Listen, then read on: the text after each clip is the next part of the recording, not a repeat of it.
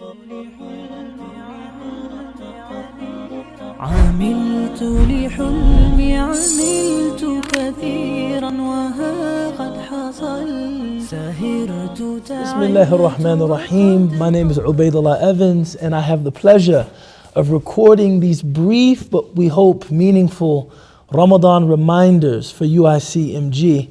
We want to begin with the 183rd ayah of Surah Al-Baqarah, in which Allah subhanahu wa ta'ala says, أعوذ بالله من الشيطان الرجيم بسم الله الرحمن الرحيم يا أيها الذين آمنوا كتب عليكم الصيام كما كتب على الذين من قبلكم لعلكم تتقون.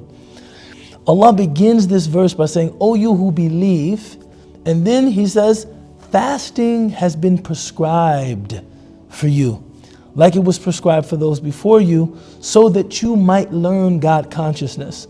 First thing about this ayah, very significant, God begins, Ya ayyuhalladhina amanu, O you who believe. Meaning, for this khitab, for this address to be relevant to you or meaningful to you, Iman is a prerequisite. You have to be a person of Iman. If you don't have Iman, this might not concern you. This might not be compelling to you. But if you do, fasting is an obligation. The way that it was an obligation for those before you, so that you might learn to be conscious of God.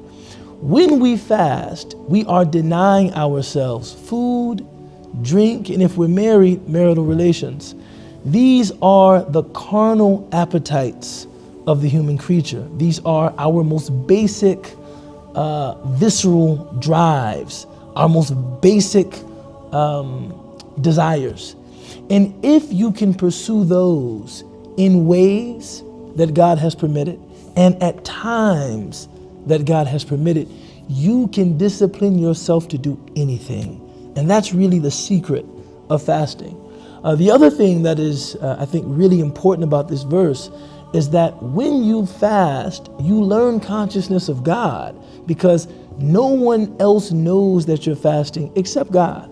If one of us wanted to show up at the time of iftar and we wanted to feign, we wanted to pretend as though we were fasting, holding our stomachs and making our faces into these pathetic grimaces, nobody would know that we were lying, but God would know. And yet, for Muslims of devotion, at home, in the privacy of their room, even with all of the doors locked and all of the curtains drawn and all of the blinds closed, they wouldn't dare take a single sip of water.